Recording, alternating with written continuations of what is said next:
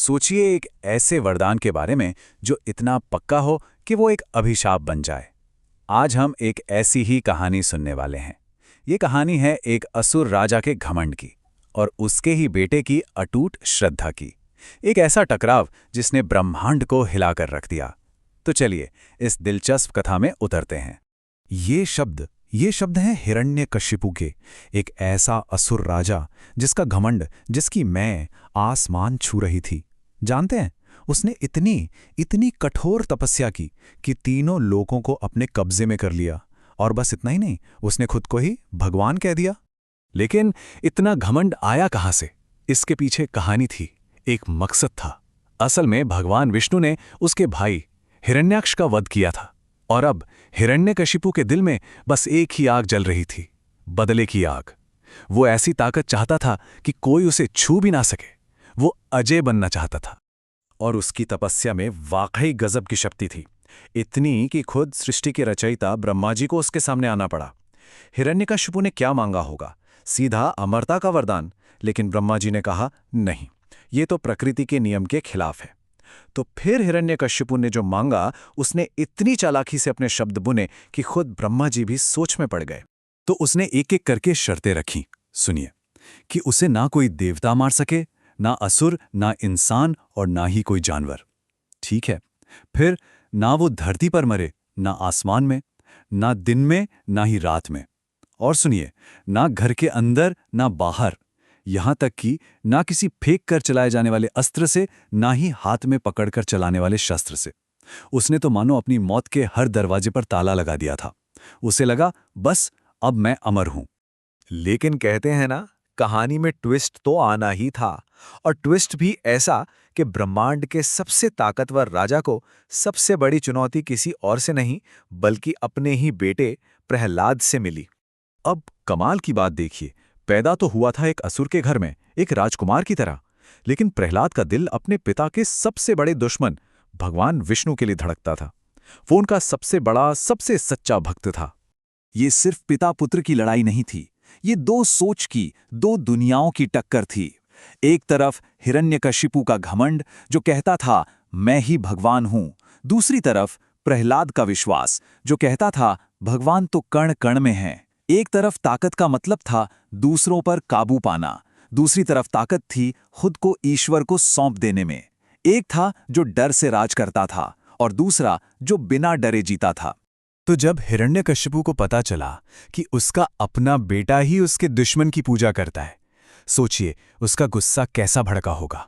बस उसी दिन से उसने ठान लिया कि वो प्रहलाद के इस विश्वास को तोड़कर रहेगा, चाहे इसके लिए उसकी जान ही क्यों न लेनी पड़े। और फिर शुरू हुआ जुल्म का एक ऐसा सिलसिला कि रूह कांप जाए। उसे जहर दिया गया। प्रहलाद ने विष्णु का नाम लिया और पी गया। कुछ नहीं हुआ। उसे जहरीले सांपों से भरे गड्ढे में फेंक दिया। सांपों ने उसे छुआ तक नहीं।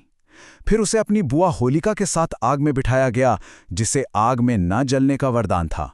हुआ क्या? होलिका जल गई और प्रहलाद मुस्कुराते हुए बाहर आ गया।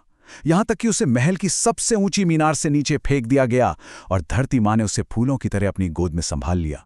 अब देखिए विडंबना, देखिए हिरण्यकशिपु जितनी बार प्रहलाद को मारने की कोशिश करता, उतनी ही बार वो अनजाने में उसी भगवान की ताकत का सबूत दे रहा था जिसके होने से वो इनकार करता था।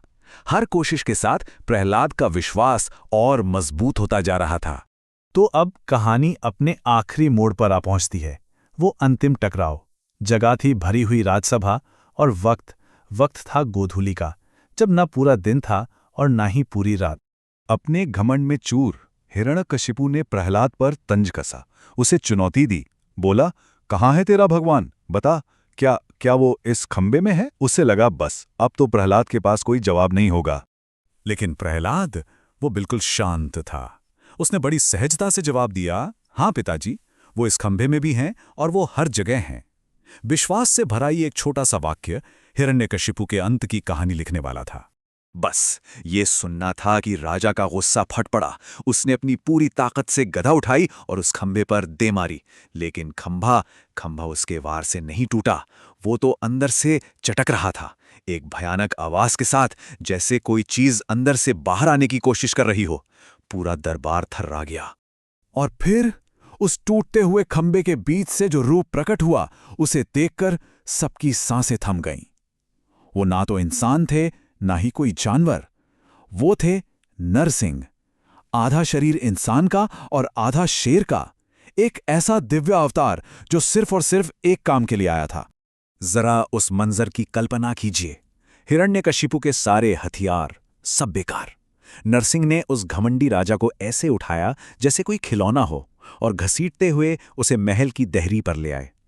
वो चौखट जो न घर के अंदर थी और ना ही बाहर। और फिर देखिए कैसे उस अटूट वरदान की एक एक शर्त को तोड़ा गया। वरदान था, ना देवता मारे, ना इंसान, ना जानवर। तो नरसिंह आए जो आधे नर और आधे सिंह थे। शर्त थी, ना अंदर ना बाहर, तो उसे महल की देहरी पर मारा। शर्त थी, ना धरती पर ना आकाश में, तो नरसिंह ने उसे अपनी गोद में लिटा लिया।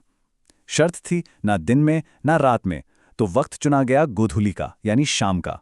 और आखिरी शर्त, ना अस्त्र से ना शस्त्र से, तो नरसिंह ने अपने तीखे नाखूनों से उसका अंत कर दिया। कमाल है ना, हर शर्त का, हर नियम का तोड़। तो अंत में ये साबित हो गया कि एक राजा के बेलगाम अहंकार से भी ज्यादा शक्तिशाली अगर कुछ है तो वो है एक भक्त का अटूट विश्वास। ये कहानी, ये सिर्फ एक कथा नहीं है। ये अपने पीछे एक बहुत बड़ा सवाल छोड़ जाती है। क्या कोई भी कानून, कोई भी नियम सिर्फ तब तक ही ताकतवर होता है जब तक कोई उसके बीच से निकलने का रास्ता नहीं खोज लेता?